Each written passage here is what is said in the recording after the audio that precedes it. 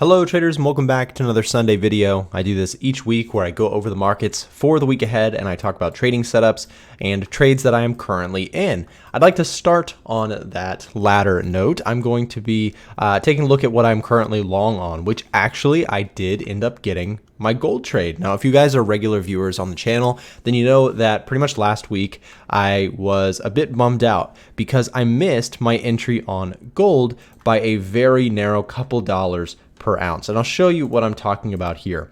So if we back up and pretend we are back over in this area before the big jump up, I was watching this price range on gold and I had mentioned that I'm really interested in getting long on gold if we could actually get sort of a breakout to the upside. So I marked up my charts and this is how I marked them up. I had this sort of area here marked up, and as this thing broke out, you can see what happened is it shot through this high and I said, okay, great. I'm ready for longs. Anything pulling back into this 2005. That was my mark, 2005. So you can see it narrowly missed that before it ran up and continued. Now I'm still bullish on gold. So on Friday, I actually got my chance. Price came down and I was able to get my fill on the retest of this zone. And I think that, even if this trade doesn't particularly work out, the point is here, patience is really important, because had I chased up in this area, I could have very easily taken a quick loss on the Friday pullback with all the volatility. We did have NFP come out. Jobs numbers were stronger than the market was expecting, which caused a bit of a sell-off in the price of gold due to fears that the Federal Reserve may actually continue its rate hikes a little bit longer than people were thinking. So let me show you my position before I get too far. I like to show you guys real profit and loss, real trades, real stuff. So this is my GLD trade. So this tracks the price of gold. In the US, we're limited on what we can trade. I can't trade CFDs, so I just trade the gold ETF, which is essentially the same thing. So I have a long position on gold, and you can see it's at that very same concept. The big breakout, the retest, and look, it made a real substantial move to the upside without me. So as you can imagine, I was feeling a little bit frustrated when I missed the initial trade. But again, patience is really, really powerful in this stuff. So I finally got my retest. We're floating about $300 on this trade. It hasn't really moved too much from my entry, but caught a little bit of the rebound here on Friday. So I currently am still long on gold and planning to see if I can hold it back to a run up. So let's real quick. What is the bull case on gold? Why not be selling gold at these quote unquote high prices? I mean, we just barely retested the all-time high. Well, here's a quick fundamental view. So the regional banks, the regional banks have been under a lot of pressure here in the United States. And with regional banks collapsing, that causes a lot of concern about the banking system. The whole story about de-dollarization going on has markets a little bit fearful. But then also there's the debt situation in the United States. We are coming up to a point where our debt ceiling yet again, and the government is going to vote almost certainly to have to raise that debt ceiling yet again. Debt is a scary thing for people. It's a scary thing for global people who hold dollars. They say, hey, you know what, they just keep printing this thing. We may want to go into gold instead, so on and so forth. So I have a nice fundamental bias. I think that there is potential for that story to continue to unwind. And as that unfolds, I think gold has room up to the upside at a very a good risk-reward rate. So again, I have my stop loss in place. I know what I'm doing here in terms of risk-wise. I know I'm risking a relative small amount of my trading account. And I want to show you guys also something else that I thought was very interesting. To the gold traders out there, check this out. What we're looking at right now for the newer viewers is the COT report data. And we take a look at this every week because this COT report shows us what institutional traders are buying and what they are selling. It's as simple as that. We're able to categorize and take a look at what institutional money is looking at from the COT report. So the COT report is a text file that gets put out. It's a terribly ugly text file. And what we do here is our software pulls that stuff in and it makes it easy to look at. That is essentially what our company does. We build data visualization software tools. A1 Trading is my company. Trader Nick is just my YouTube channel. So look at gold, guys. Gold, we'll focus in on gold here. yet again, we got more accumulation on the long side in this last week for the bulls. So big money, institutional money, yet again, added to their long position last week. They actually even shrank, whatever you want to say. I'm not sure exactly the right phrase. I think it shrank. They shrank their position on the short side. So this puts us at a ratio, right? So 66,846 short contracts, 262,413 long contracts. Okay, that puts us at a ratio of 80% long and 20% short. So institutional money clearly has a bias to the upside for gold. And I think that that is very, very telling and part of the reason why I want to be on the on the long side of the gold market. We know institutional money is doing that. Cool. Well, also the euro. The euro increased its positioning yet again. 3,300 new long positions added and a slight shrink in the short side. So this is another one. So the two things that I'm interested in here from the COT report stuff, the smart money tracker is what we call it. You've got the euro and you've got gold. Also notably, you have oil as well, and oil has been taking a nosedive recently. So that might be an interesting story to pay attention to if you're an oil trader as well. On the flip side, we could take things into consideration. You have the JPY, which continues to be on the low end of the spectrum, and the Canadian dollar. So institutional money is very short CAD. So just for comparison, if you were to look at something like EURJPY, right? So EURJPY, maybe we'll pull that one up. In fact, I think it's on our watch list as a possible strong buy. Yes, it is. So let's look at EURJPY from a charting perspective, and let's see if there's any opportunities on that one. So for the currency traders out there, EURJPY pulled back this week here on the 4-hour chart, and you can see it did find a little bit of support towards the end of the week. Now, this was a pretty crazy week for Euro Yen. We had a really strong startup, and then it shot all the way back down to end out this past week. So really impressive price action there. Am I a buyer on Euro Yen? I think that, I love this uptrend. I think it makes a lot of sense. All of our factors here that we pay attention to, let's start fresh with this one too. All of our factors here that we pay attention to with the EdgeFinder are mostly pointing bullish. So if we take a look at Euro Yen, for those of you who are on the currency trading side, EURJPY is really interesting because you've got a +6. Now, for those of you familiar with the EdgeFinder, the +6 basically just says all of our factors add up to a total sum of +6. COT data shows strong preference for the euro. We just got done talking about how short biased they are on the Japanese yen. Retail sentiment, the crowd is betting against EURJPY. 68% of retail positioning is on the short side. Cool. Seasonality, we can take a look at the month of May, historically a positive month. We look at seasonal trends. What we're looking at, guys, this is how I do my analysis. I use this software to find trading setups and opportunities because, again, I don't want to just look purely at a chart by itself. And there's nothing wrong with, naked price action is what they call it, right? There's nothing wrong with support and resistance and market structure and that sort of thing. I just personally prefer to use fundamentals and sentiment analysis, looking at what big money is doing. I like to use those resources to my advantage when I'm looking at the charts. And that's how I use confluence with these things to try and find setups. Let's talk about the S&P 500 here for just a moment. You guys know I love trading it. So I didn't capture this rally back, unfortunately. On some of my long-term holds, I did, of course. But the S&P 500 took an absolute beating on Jerome Powell's speech on this past Wednesday, basically coming out and saying, hey, further rate hikes are not off the table, but they kind of hinted at a pause. So the market, went down on that, the concern of potentially new rate hikes. But then on Friday, we had really strong jobs numbers and, the market rallied anyways. So it was kind of an interesting week, to say the least. Now, what I would say in terms of for the indices traders out there, what we need to see here, in my opinion, is we need to clear the highs, right? We've now just gone back into somewhat of a range here for the S&P. We need to see this thing make a decisive play. It needs to make a move outside because these big swings back and forth that we've seen going on, there are a lot of volatility. And if you're a range trader, then sure, you're super happy.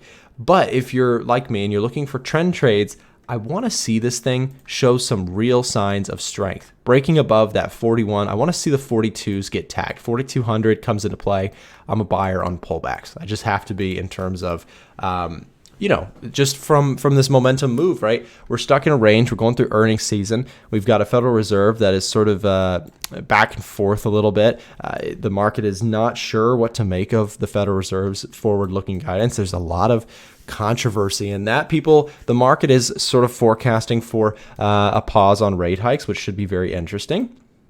And part of the reason why I think that, if you do get any further signs of rate hike pauses, that has room to the upside for gold. That's something I didn't mention earlier, part of my bullish thesis. If that does continue to sort of become the narrative, rate hikes put gold under pressure, right? Because again, rate hikes make the dollar more attractive. The dollar strengthening tends to cause gold to diminish. And so, pauses, the opposite effect, could give gold more of a runway to the upside. So part of the reason why I'm long on that. So again, that's my only trade going into the week, but I do want to talk about more things that I'm watching for. So you've got GJ on there, Euro, Yen. And by the way, feel free to pause this video if you guys want to just take a look at the EdgeFinder's full watch list. These are the trades, or these are the charts that the EdgeFinder is sort of interested in right now. On the sell side, you've got AUDUSD. Let's go take a look at the Australian dollar and see what's going on with that. So the Australian dollar, so here's an example of the EdgeFinder where, we have a sell bias, but it's not really the price action that I really love. I really like trading like during this period of time over here, right? I love that sort of environment where you just have trending markets to the downside. When we start going into a range, especially on something like the daily chart like we're looking at, this is not really something I'm super interested in myself, so I'll probably pass on this one. Let's talk about the euro. For those of you who are euro traders, a similar sort of situation is going on. You've got the euro just ranging, stuck between, let's call it 110.70 and 109.5. This range has been really pretty nasty for breakout traders. If you've been trying to catch this, it's been really difficult to sort of see if you can get any strong move either direction. But what I would say is that if the euro breaks one way or the other, you have to look at the fundamentals, see what's going on, and see if you agree with them. For example, maybe we get something really dovish from the Fed. Maybe they do confirm rate hikes are no longer on the table for now. Maybe we see banking crisis stuff. That could be a case to say, hey, euro looks good. This could give us new highs to break into. I don't hate that idea, and I think that may be something to pay attention to as well. Now, of course, on the flip side, if they say the banking situation is sort of under control and the Fed is really insistent on rate hiking to avoid inflation going higher, you might see sort of a sell-off. So where we currently sit, yes, I just covered both scenarios and I didn't make a call. It's because I don't really have a call to make on this. Again, sometimes people, they'll ask me to go over a chart, and then when I don't give them sort of a idea of where it's going, I'm not a magician, I'm not a forecaster. As a trader, my goal is to only trade the things that I think have the best probability of making money, and to risk the smallest that I can to make the most that I can, right? So the euro, I would say price action wise, look for breakouts this week, but until that happens, I'm not really interested. Of course, if there is something that pops up on them, I'll be covering that on my live streams and that sort of thing throughout the week. Now, the pound is an interesting story though. The pound, I would say, looks pretty bullish. And the reason for that, I've gone over this a couple times, but let's discuss this a little bit further. The pound, when we look at like CPI, right? If we take a look at CPI, and let's go look at the EdgeFinder, I'll show you something really interesting. I've made this point, so bear with me if you're a regular viewer. You've probably seen me do this before. We're going to go inflation data, and I'm going to focus in. This shows us all the different inflation rates that are being posted up by the the major economies of the world. Well, if we go US and we go UK and we go Europe, what we're looking at now is we're just going to filter and take a look at the inflation data for these three places. So you can see inflation in the UK is at 10.1%, Europe is at 7%, and the US is at a 5%. Now, why does this matter to traders out there? This number, what this tells us is that if you're the UK, put yourself in the Bank of England situation. If you're staring down the barrel of 10.1%, you know that prolonged periods of this can cause really big damage to an economy. It can destroy the average person's cost of living. I mean, it already sort of is happening in the UK. They have a cost of living sort of crisis going on. So you look at that and you say, okay, they're going to need to raise rates. They have to raise rates to get this number down. This is really problematic. Well, same with the euro and same with the US, but this is much more urgent. They need to, that's a terrible number. They have to get that number down, right? How do they do that? Well, one of their big tools is to raise interest rates. And raising interest rates, as we know, causes currencies to appreciate in most situations. So in that case, you can see when we compare the numbers, again, the UK has this most stubborn inflation there. And so the Bank of England will likely need to continue raising rates. This is part of the reason I think that the pound has been so strong. People are now seeing that the Fed is wavering both ways between pausing and rate hikes, but the Bank of England almost certainly has to raise. So you have this sort of divergence in the fundamentals. And this is why we look at trends both on the chart, but on the fundamentals, because that you wouldn't get all the time just by looking at a pure chart, right? You might not understand what we just discussed. That was key information, I think, that years ago I wish I understood, because it really would have added clarity. You know, I might have been looking years ago to be shorting the pound, whereas I think now this is a really, really tough trade to try and short this rally. I think the way to play this for me is to look for pullbacks, look for opportunities to try and join the move and continue going higher on the pound USD. So my opinion going into this week is bullish on the pound against the US dollar specifically. On pullbacks, you've got this 1.2560 level that looks interesting. You've got the 1.2490. Why would I print two levels of interest? Well, oftentimes I take a first trade and it doesn't work out. I put relatively tight stops on my trades, and I recognize that that's going to lead to oftentimes just getting stopped out before, you know, the market preemptively goes on. But if maybe I set up a second scenario where this is also an interesting area to me, I might take more than one attempt with small risk and small stop losses on the trade. So that's how I personally will play a currency pair or something like that with you know, something I'm bullish on overall. So again, we've discussed some of the indices. We've taken a look at gold. We've looked at the pound. We've looked at the euro. We've looked at lots of things. Remember, guys, we also have the retail sentiment to check on. I want to show you this. So here's your major currency pairs. Feel free to pause the video if you'd like to look at this. So here's dollar CAD, dollar Swiss, dollar yen. Retail money is very long on these two assets, the dollar Swiss and dollar CAD. And if we flip things around, AUDUSD, NZDUSD, and pound USD, retail traders are very short biased. What does this tell us? Well, generally, that would make me more bullish on these assets and bearish on these assets. Now, this is not an all-encompassing, you know, okay, my analysis is done, but these are contributing factors. I would be more on the bearish side of these assets and more on the bullish side of these assets. Now, we can also expand that out. We've got in our data system, we've got more. So we can take a look at indices, and we'll tack on commodities as well, see where we're at with that gold and oil concept. So here's our oil. Retail traders are really long, so I'd be a little sketched out to try and go long myself, even though institutional money, as we covered earlier, is also very long oil. I'd be interested to see if this swings back, if retail traders become short biased on it. That might actually offer some opportunities there, in my opinion. Gold 50-50, so there's no confirmation or denial here. UK, but look at the indices. I thought this was very interesting. All of the indices that we have on the EdgeFinder, retail positioning is poised to the sell side.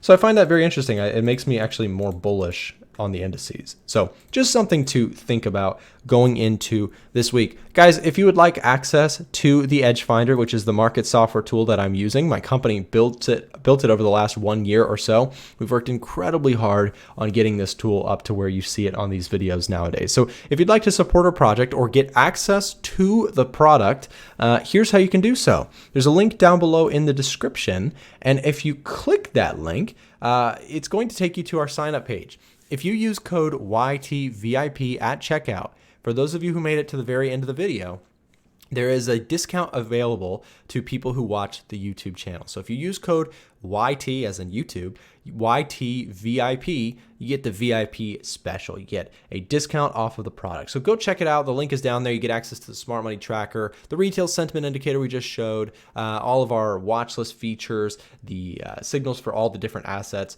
And again, it is a one-time fee for those of you who are not familiar with the EdgeFinder or have not heard about it before. It's a one-time fee. We don't charge monthlies. We literally just say, hey, pay your entry and support the project, and bam, it's yours. You get all future updates as well. So thank you guys for watching. Check out the software if you'd like it, and we'll see you back in the next video. Have a great day.